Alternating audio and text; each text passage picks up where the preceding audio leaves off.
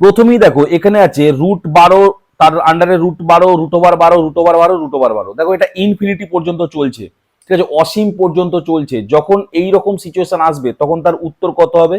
Direct 12 হবে। যখন অসীম পর্যন্ত চলবে, দেখো সবকটা মাল্টিপল আকারে আছে এবং আন্ডার রুটের ভিতরে আছে এবং এটা অসীম পর্যন্ত চলছে এবং সেটার উত্তর কি হবে? জাস্ট 12 হবে। ঠিক আছে, নেক্সট অঙ্ক দেখো, অসীম পর্যন্ত যায়নি, এখানে যে ইনফিনিটি, এই যে ইনফিনিটি সাইনটা উপরে ছিল, নিচে কিন্তু সেটা নেই। তার মানে এই অঙ্ক আর উপরের অঙ্কের মধ্যে একটা পার্থক্য আছে, এইগুলোই পরীক্ষায় অনেকে গুলায়, এই জিনিসটা খেয়াল রাখতে হবে। এর উত্তর কি হবে? এখানেও আমি একটা 12 লিখবো এবং এর একটা কি হবে? পাওয়ার থাকবে। সেই পাওয়ারটা কি হয়? সেই পাওয়ারটা থাকে হচ্ছে ভগ্নাংশে।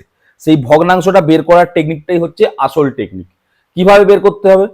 কিছুই নয়, ভগ্নাংশ বের করতে হবে। উপরে কি লিখবো? 2 টু দি পাওয়ার n।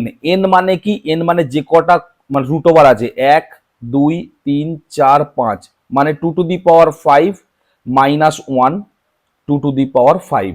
ঠিক আছে, ওটা যদি 6টা থাকতো তাহলে 5 এর জায়গায় 6 6 লিখতাম। ফর্মুলাটা অ্যাকচুয়ালি কি? ফর্মুলাটা এইটা হচ্ছে ফর্মুলা। আমরা কি করলাম? n এর জায়গায় জাস্ট 5টা বসিয়ে দিলাম, তার কারণ 5টা স্কোয়ার রুট আছে। তাহলে ভগ্নাংশ এখান থেকে আমরা পেয়ে যাব, এটা কি হচ্ছে? 2 টু দি পাওয়ার 5 মানে কত? 32।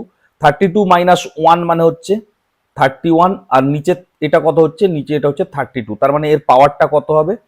31/32। এটা হচ্ছে উত্তর, 12 টু দি পাওয়ার 31/32। বোঝা গেল? নেক্সট এই অঙ্ক দেখো, মাঝখানে দেখো সব প্লাস আছে, ঠিক আছে, মাঝখানে প্লাস আছে এবং সেটা ইনফিনিটি পর্যন্ত গেছে, তাই না? ডট ডট আছে মানে হচ্ছে ইনফিনিটি পর্যন্ত গেছে। আমরা কি করব? দেখো 3 ইন্টু 4 ইকুয়াল টু 12, এইটাই আমরা প্রথমে বের করব। 3 ইন্টু 4 ইকুয়াল টু 12।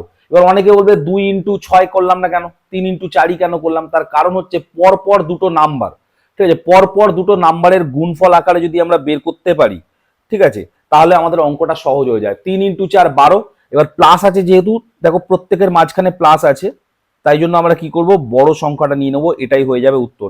জানা থাকলে জাস্ট দেখে উত্তর বেরিয়ে যাবে। এবং পরেরটা কি হবে? এটাও দেখো 3 ইন্টু 4, 3 ইন্টু 4, এবং তাহলে এখানে কি উত্তর হবে?